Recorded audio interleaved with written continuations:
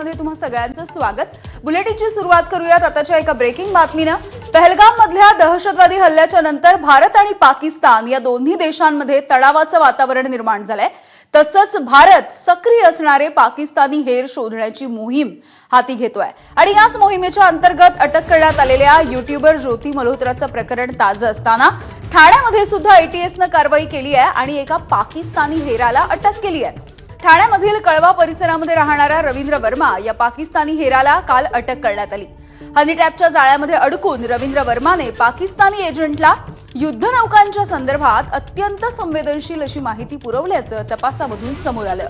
Naval डॉकमध्ये काम करणाऱ्या रवी वर्माने हनी ट्रॅपमध्ये अडकून ही सगळी माहिती पाकिस्तानी एजंट्सना दिलेली आहे। तर ठाण्यामधला पाकिस्तानी हेर रवींद्र वर्मा याचं आता लग्न मोडल्याची माहिती समोर येतेय। एटीएसने केलेल्या अटकेच्या कारवाईमुळे आता त्याचं लग्न मोडलंय। अगदी काही दिवसांपूर्वीच त्याच्या आईने त्याचं हे लग्न ठरवलं होतं, तर फेसबुकमुळेच आपला मुलगा गोत्यात आला असून तो निर्दोष आहे, त्याची सुटका करावी अशी मागणी सुद्धा त्याच्या आईने केली आहे। यही लड़की के बारे में, फेसबुक के बारे में ये सब हो रहा था। तो रोया था, तो उसको बोली थी बेटा काम छोड़ दे करके। एटीएस वाले भी लेके गए थे। मैं बोली कहाँ से कैसे हुआ है, तो बोलता है उधर एटीएस वाले मुझे लेके गए, ऐसे ऐसे बोल रहे करके। मैं बोली ऐसे ऐसे बोल रहे, पहले काम छोड़ तू। मुझे बोला मम फेसबुक बंद कर देगा मम्मी। मेरा बेटा आज के बाद कुछ नहीं करेगा, गलती नहीं करेगा। हमारे बच्चे को छुड़ा लो मोदी जी, मेरे बेटे को छुड़ा लो। पाकिस्तानमधल्या गुप्तहेराने या रवी वर्माला मुलगी असल्याचं सांगून गोड बोलून आपल्या हनी ट्रॅपमध्ये अडकवलं। याची सुरुवात नोव्हेंबर 2024 मध्ये झाली। नेमकं काय काय झालेलं आहे या वर्षभरामध्ये बघूयात।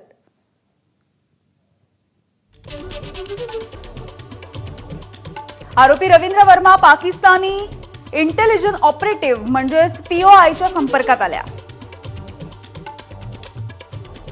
सुरुवातीला रवींद्रला त्याच्या फेसबुक अकाउंटवरती एका मुलीची रिक्वेस्ट आली। मुलीची फ्रेंड रिक्वेस्ट स्वीकारल्याच्या नंतर दोघांमध्ये गप्पा झाल्या। यावेळी मुलीने स्वतःला हिंदू असल्याचं सांगितलं। पायल शर्मा आणि इशप्रीत असं नावही वापरलं। कालांतराने रवींद्रला तिच्या भाषेवरून ती मुस्लिम असल्याचं लक्षात आलं।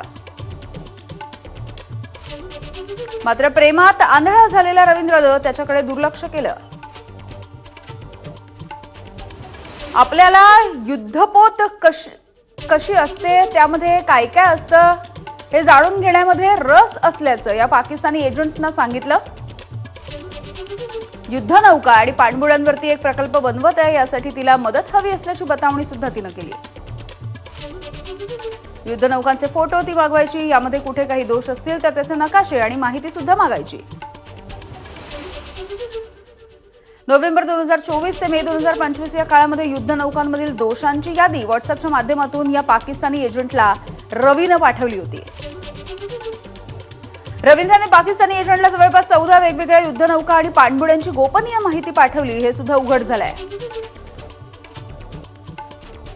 अनेकदा पैशांची अडचण असताना या मुलीनं म्हणजेच पाकिस्तानी एजंटनं रवींद्रला पैसे पाठवले, हे सुद्धा समोर आलंय। रवींद्र संपर्कात असलेल्या पीओआयच्या 2 व्यक्तींवरती गुन्हा दाखल करण्यात आलाय।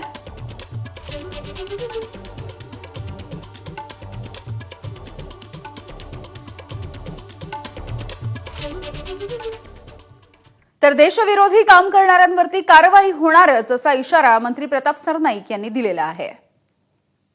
एक मोलकरींचं काम करणारे किंवा अतिशय गरीब परिस्थितीमध्ये आपल्या मुलांचं शिक्षण करणारे एका महिलेच्या पोटी जन्माला आलेला तो आहे। त्याने आईला सुद्धा वेळोवेळी त्या हनी ट्रॅपबद्दल माहिती दिली होती की ती एक मुलगी अश्लील चाळे करून मला प्रेमात फसवण्याचा प्रयत्न करते, त्यामुळे माझं लग्न लवकरात लवकर करून दे अशी विनंती सुद्धा आईला केलेली असं तिच्या आईचं मत आहे। परंतु शेवटी देशविघातक काम करणं, देशद्रोही काम करणं हा फार मोठी घटना आहे आणि अशा घटनेला क्षमा नाही।